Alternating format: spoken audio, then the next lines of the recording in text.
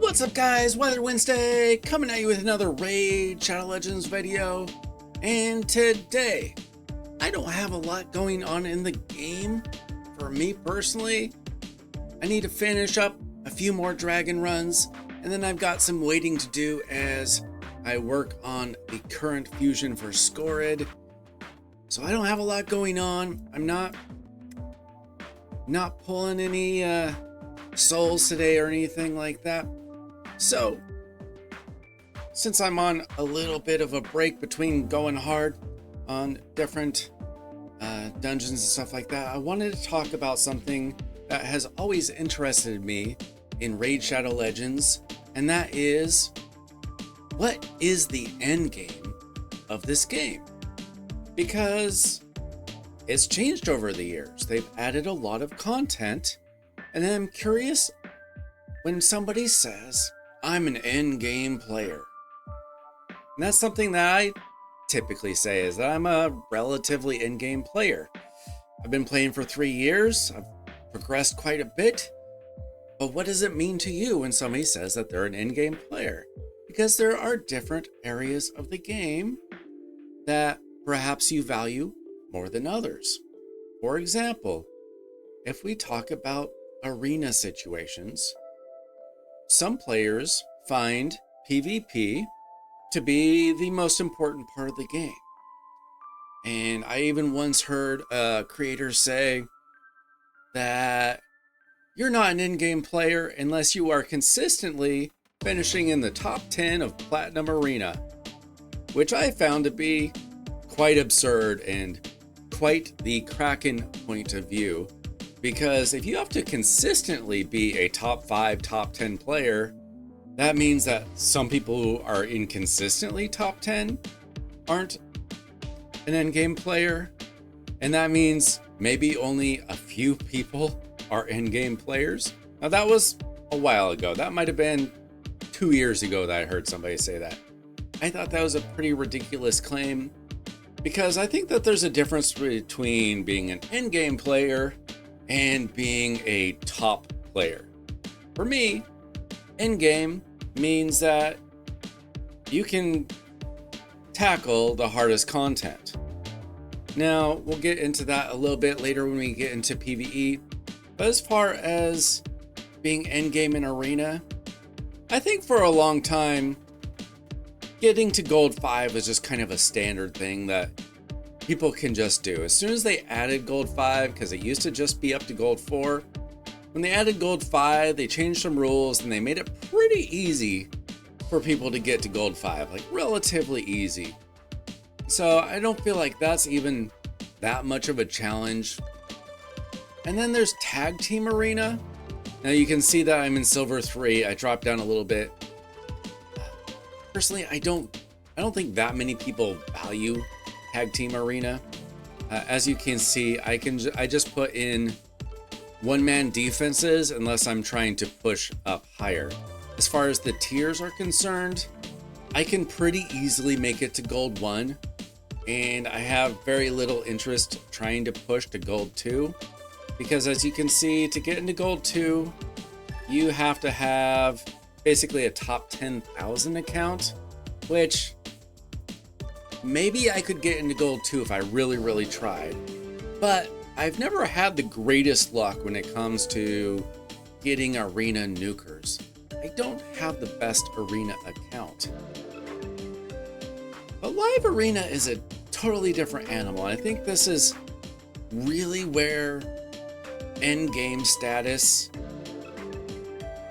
can be altered based on your perspective, because some people do not care for live arena at all. Some people don't really play it.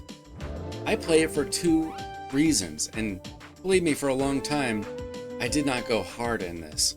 But number 1 is that you get these gold crests, and I really like upping my arena bonuses, particularly for Fire Knight, yes, but mostly for Hydra battles.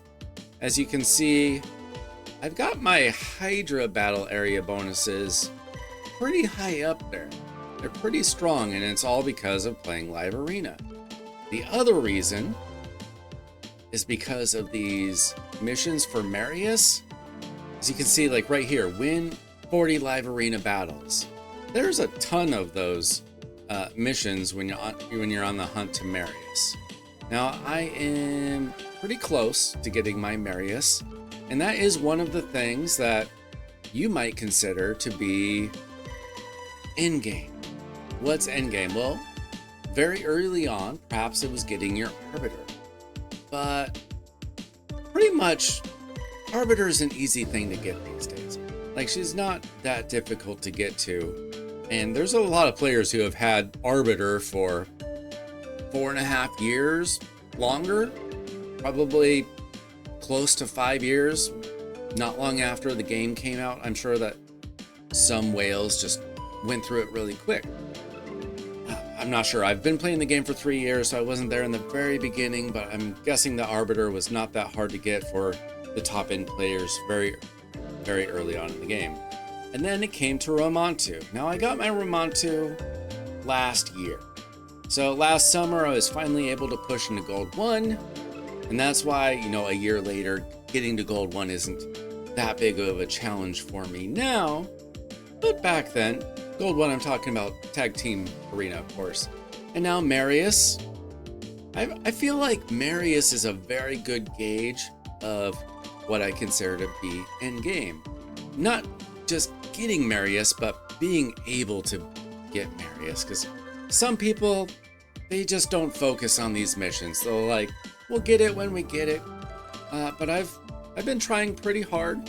As you can see, I'm not gated by my ability. I'm gated by time and resources.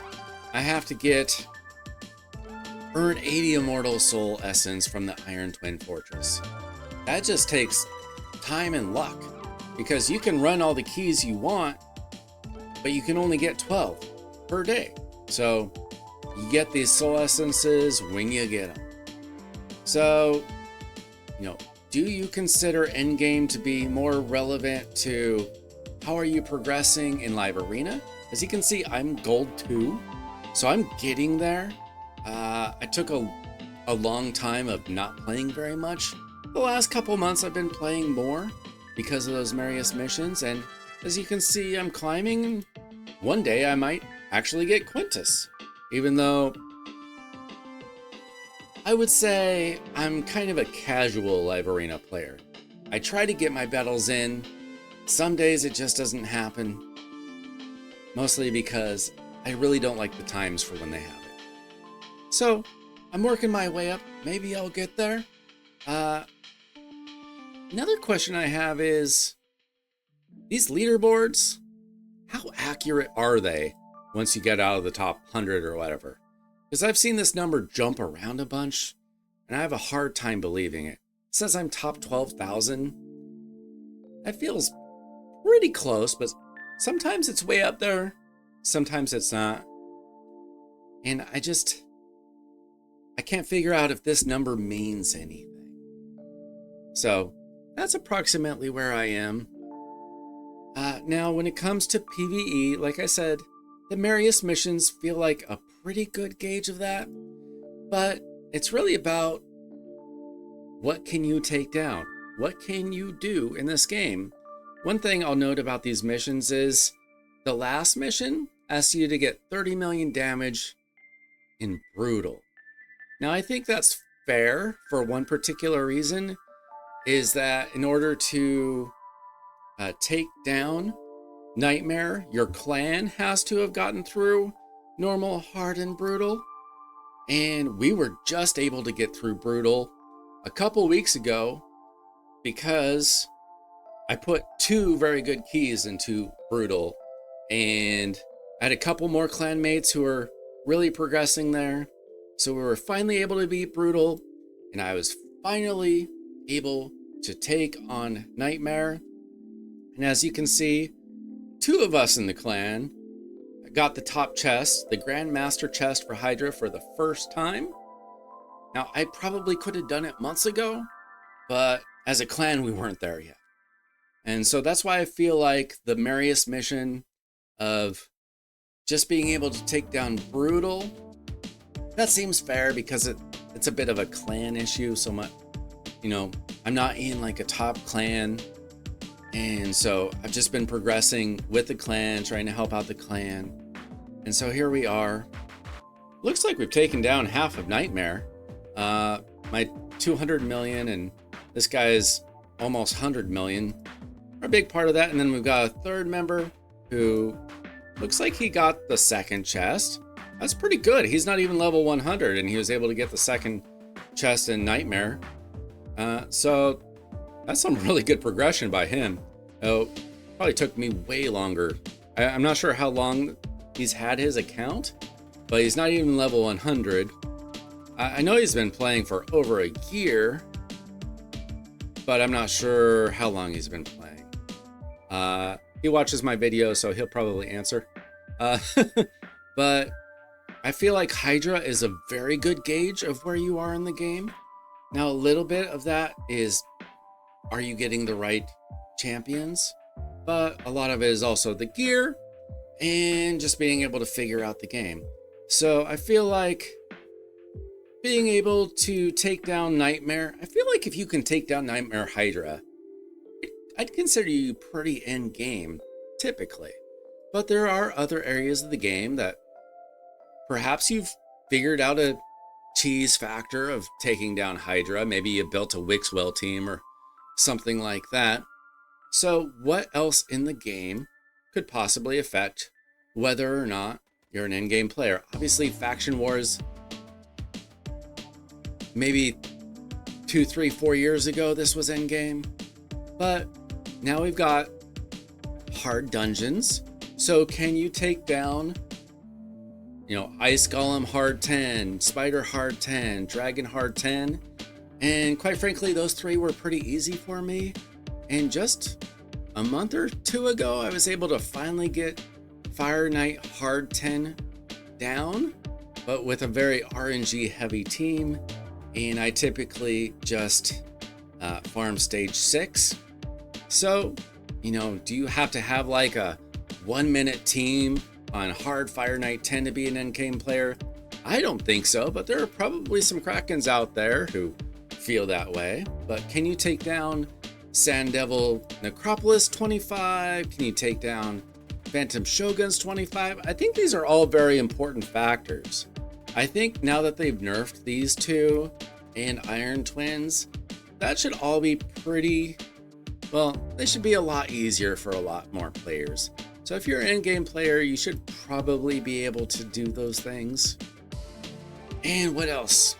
Siege? I don't think that has any relevance to whether or not you're an endgame player. You either have good teams or you don't.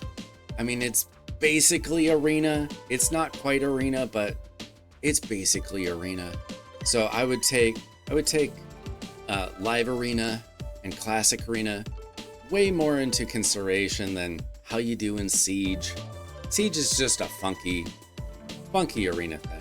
The last thing that I offer to you today, not Doom Tower. You should be able to get Doom Tower done way before your end game at this point. There are way too many ways to get through even the hardest bosses, taking down Dark Fae, taking down Bommel, getting through the waves, especially if you have Armons. That should be way easy. But Cursed City hard is the real question for me.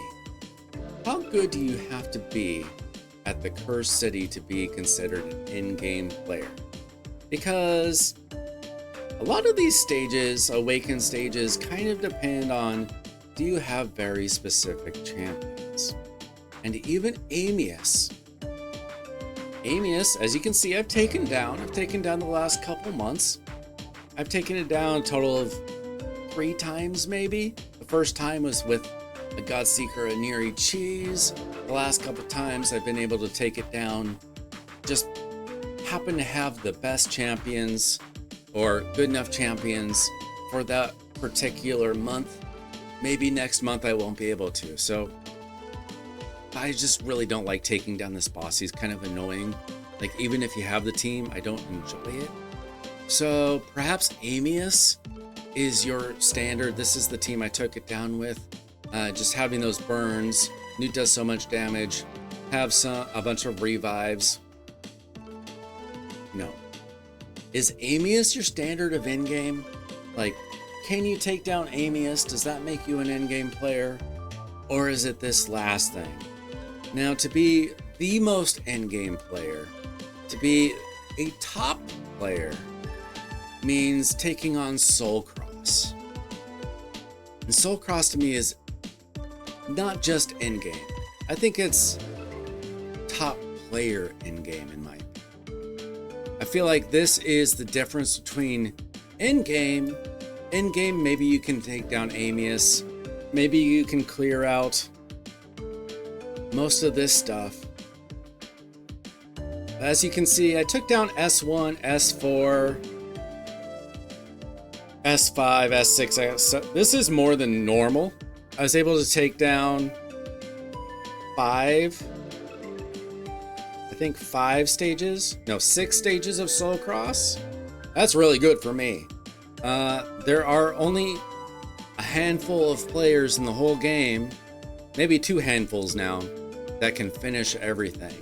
And if that's if they put all their effort into it. This is insane content. So, that's it.